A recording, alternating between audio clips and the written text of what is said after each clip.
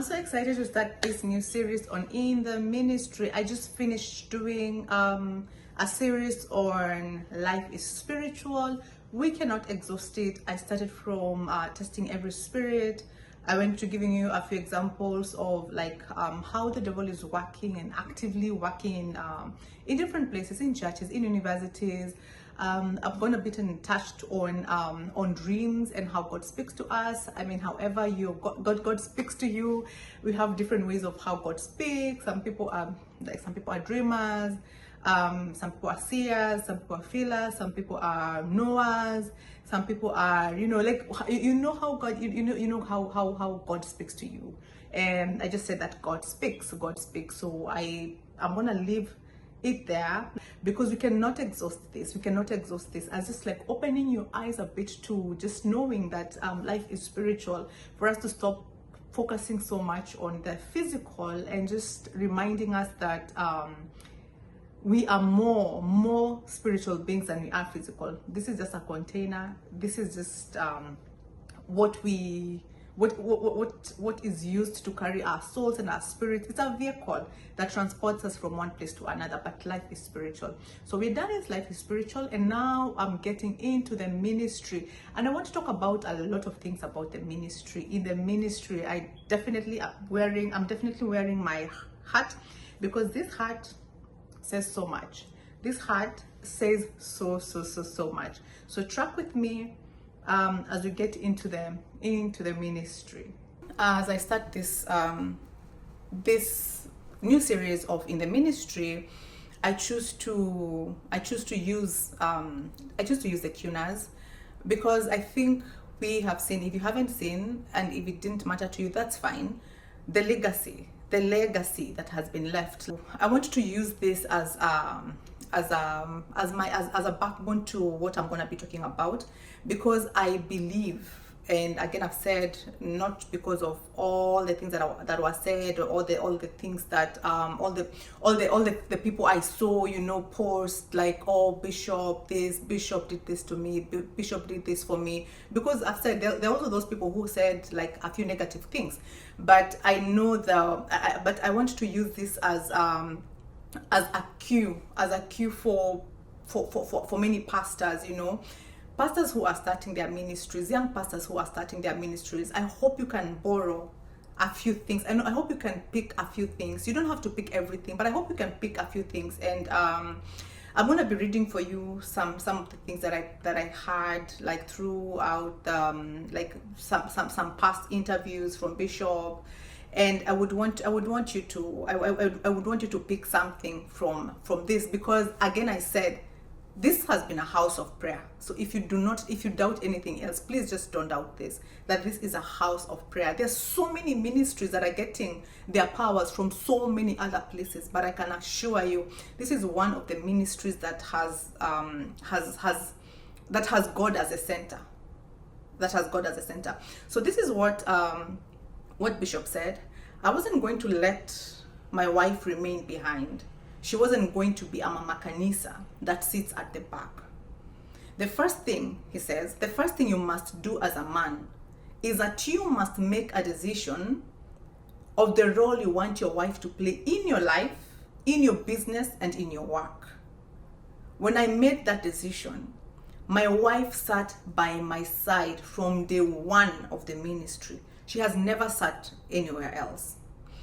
So whatever you allow, he says, whatever you allow your mouth to call your wife is what he becomes.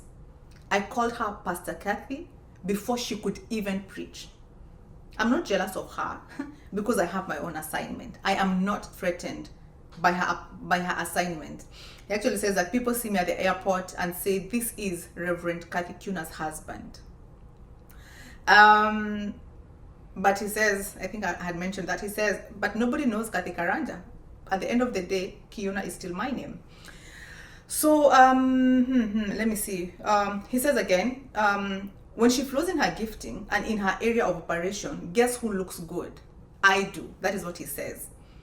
When she flows in her gifting and in her area of operation, guess who looks good? I do. We agreed that we will never allow money to be an issue in our marriage. and it has never been an issue.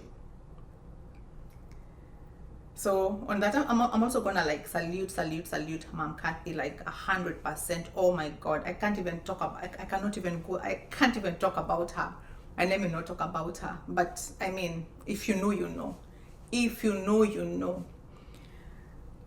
A woman that has taught wives, that has taught women, that I said, like, I think for a long time I held on because of the many lessons I had been given. I was privileged to be amongst the first people. I was in the first group of her personal mentorship.